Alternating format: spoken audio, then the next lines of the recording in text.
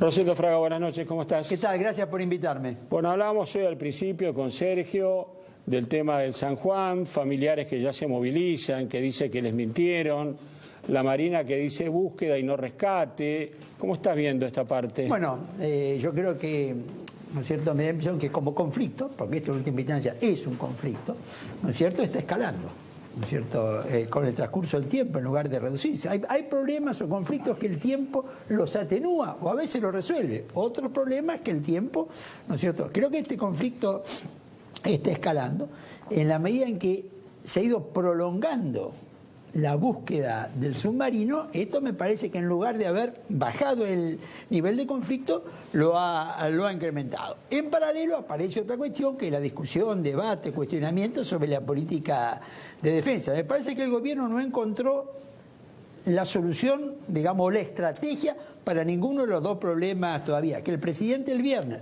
se anunciara que iba a hacer un mensaje y después no lo hizo, me da la impresión que estamos... Yo hablamos de esto, me parece que hay voluntad de alguien, no sé si de la Armada, del presidente o alguien cercano al presidente, que dice, anunciamos y se termina, esto no se termina. Creo que esto es lo que lleva al presidente a no dar el mensaje, claro, ni la ceremonia. Está bien, pero lo que está claro es que unas horas antes se iba a hacer. Sí, bueno. Sí, me parece que un punto importante en el avance de este conflicto será si finalmente se encuentra el submarino, para empezar a tener alguna primera conclusión de lo que ocurrió. El problema para el gobierno y para la opinión pública, y ni hablar para los familiares naturalmente, es si nunca se encuentra el submarino y queda perdido para siempre, porque ahí quedarán todas las dudas también en el fondo del mar. Digamos, yo creo que el submarino es probable que se encuentre. Ahora, de ahí a que el submarino lo puedan sacar. No, eso no, es más difícil. Imposible. No sé, a lo sumo claro. Habrá fotos de cómo está. Claro. Digo. Ahora, de cualquier manera, yo creo que todo esto después viene. Hay otra variante que ya está avanzando, que es la jueza federal de Caleta Olivia, que es donde se concentra la investigación, ¿no es cierto?, sobre todo esto. Bueno, el problema, yo creo que de cualquier manera, el día que se encuentre el submarino, habrá un chispazo, pero después yo tiendo a pensar que esto se va a empezar a asumir. Ahora, todo esto todavía puede llevar varias semanas más. Este es el punto. Ahora, hoy aparece un título en Clarín que es realmente llamativo, que este submarino había tenido un episodio similar, que lo pudieron superar, pero que pensaban enviarlo al astillero el año que viene y que el gobierno no le habían comunicado esto. Piensan cosas que... Puede ser. Ahora, también ayer, un Hércules 630 de la Fuerza Aérea. Sí, se tuvo que aterrizar en emergencia. En emergencia, ¿no es cierto?, en Río Gallegos, con principio de incendio en 2 motores. Y era un Hércules que acababa de ser reparado, modernizado. Entonces, cuidado, acá hay un conjunto de problemas. Si el submarino ha tenido que ver eso o no, no lo sabemos en la investigación. Pero que acá hay un problema sistémico más allá de cada caso, me parece que esto es bastante claro. Esto nos lleva a hablar de la decadencia y de la precariedad del sistema de defensa argentino y de la situación de las Fuerzas Armadas. ¿Vos crees que el gobierno finalmente, este gobierno, va a encarar una reforma consistente del sistema de defensa de la Argentina? Mira, no lo sé. Sí creo que hay una oportunidad que pocas veces se dio en los últimos, digamos, porque yo creo que acá el Gran Corte, algunos dicen, es la democracia. Yo creo que el Gran Corte es la guerra de Malvinas respecto a este tema, ¿no es cierto? Sí.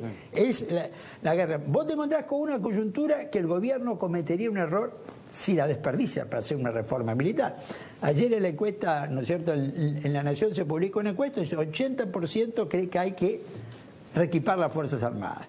Yo sé que esto en 60 días puede olvidarse, no sé si es que estamos bajo el impacto del submarino, pero me da la impresión que hay un conjunto de razones, ¿no es cierto? Ya sea el submarino, el debate, la política de defensa, una opinión pública sensibilizada por el tema del submarino, y agregué que hay cierto consenso político. Hablábamos de Agustín Rossi. ¿Qué dijo Agustín Rossi? Lo único que estamos de acuerdo con el gobierno es el submarino. Sí, dijo que el submarino estaba bien. Porque el presidente apoyó a la Armada diciendo que salió a navegar porque estaba bien. Rossi lo tiene que decir porque parte de la reconstrucción pasó fíjate durante que su el gestión. único punto que encuentro. Entonces yo creo que hay condiciones para... Ahora, si lo va a hacer o no lo va a hacer, porque yo también entiendo cómo funciona la política. Hoy es una urgencia. En 60 días a lo mejor deja de ser una urgencia, pero creo que hoy el gobierno comete un error si desperdicia la oportunidad. Rosendo, ¿se puede hablar de reequipamiento, reformulación militar, sin profundizar cuál es la relación de la sociedad y la Fuerza Armada, si se superó lo que tenía que superarse, si se está mejor, o es solo una reacción emocional a la tragedia. No, mira, yo te voy a decir lo siguiente, yo creo que tenés hechos. El desfile del 9 de julio del 16, el desfile del 9 de julio del 17 de este año, donde vos ves claras señales que el promedio de la sociedad hoy no tiene una actitud hostil, ¿no es cierto?, respecto a las Fuerzas Armadas, me parece, en este momento. Lo cual no quiere decir que haya sectores que no lo estén, pero, ¿no es cierto?, me parece que este es el punto. Yo creo que el punto central ahora es, mucha gente dice hay que discutir el qué. Acá hay que discutir el cómo, no el qué. Porque el qué, el presidente ya ha fijado 6 misiones para las Fuerzas Armadas el año pasado. Uno puede estar de acuerdo, pero él fijó 6 misiones. Y además los fines de las Fuerzas Armadas están en la Constitución. Creo que la gran discusión, más que el qué, es el cómo. De todas maneras, no hay una discusión abierta. Efectivamente es cierto que hay como indicaciones o instrucciones del presidente, pero esto no deja de ser casi formal, porque sabemos el estado del material y el estado de capacitación que tienen los hombres de las Fuerzas Armadas. Lo que te quiero preguntar es si efectivamente va a haber una discusión sobre la defensa que la Argentina tiene que tener, habida cuenta de los cambios, incluso de hipótesis de conflicto clásicos que la Argentina tenía en los últimos 30 años. Para empezar, se liquidó la hipótesis de conflicto con Chile, se liquidó la hipótesis de conflicto con Brasil, perdimos la guerra con Malvinas. Hay otras hipótesis de conflicto en un mundo que ha cambiado. Sin embargo, las Fuerzas Armadas solo han entrado en la decadencia después de la guerra de Malvinas en forma ineludible, desde el punto de vista técnico. No hablo solo de la cuestión política, que es la más importante y que ya sabemos que terminó el partido militar en esa guerra con el fin de la dictadura. Pero en democracia, quien tiene que fijar esto es el presidente. Es el presidente que además, de acuerdo a la Constitución, es el comandante y jefe de las Fuerzas Armadas. Primero, la Constitución es muy clara. ¿Cuáles son los fines de las Fuerzas Armadas? Defensa de la soberanía integral de la nación y defensa de la Constitución. ¿Viste? No te olvides que todos los militares, cuando asumen un cargo, juran defender la Constitución. Soberanía integral de la nación y la Constitución. El presidente fijó 6 misiones, ¿no es cierto? Es decir, el 29 de mayo del año pasado dijo, ¿no es cierto? Es decir, instrumento de política exterior, fuerza de paz, por ejemplo, ejercicios multinacionales, lo que están haciendo 18 países con el rescate. Segundo, protección del medio ambiente, ¿no es cierto? Evitar, por ejemplo, que en el mar argentino tiren residuos, otra serie de cosas. Tercero, lucha contra el terrorismo. Ahora, ¿qué quiso decir acá? Participar en coaliciones globales contra el terrorismo internacional, lo que están haciendo la mayoría de los países del mundo. El 3 de julio, 3 más puso. Cooperar en la defensa de fronteras, cooperar en la lucha contra el narcotráfico, en el mismo contexto que se hizo en el segundo gobierno de Cristina, operativo Fortin 1, operativo Fortin 2, aviones, radares. Y a su vez, participar en catástrofes naturales en emergencias sociales. Fijó 6 misiones. Ahora, el punto es sobre esas 6 misiones, el cómo. Presupuesto, equipamiento, adiestramiento, qué leyes hay que modificar, qué leyes hay que sancionar, qué decretos reglamentarios. Y acá viene toda la otra cuestión, que es donde yo centraría hoy la discusión. Cambiando de tema, ¿vos ves que el gobierno sabe cómo enfrentar el tema mapuche, la violencia del RAM, lo que está pasando? Yo creo que el gobierno fluctúa entre la firmeza y la negociación.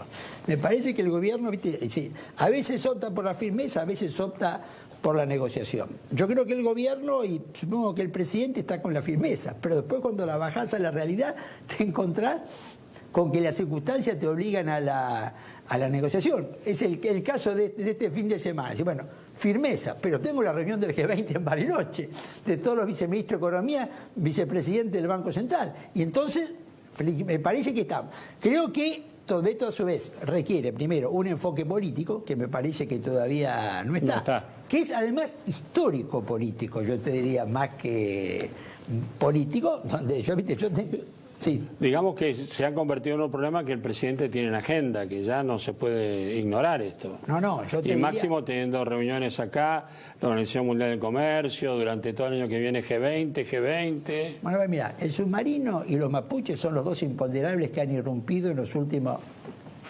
20 días, menos de 20 días, alterando la situación política. La última, vamos, Sergio. Para quedarme con el cómo. ¿Tiene el gobierno cómo resolver el tema mapuche?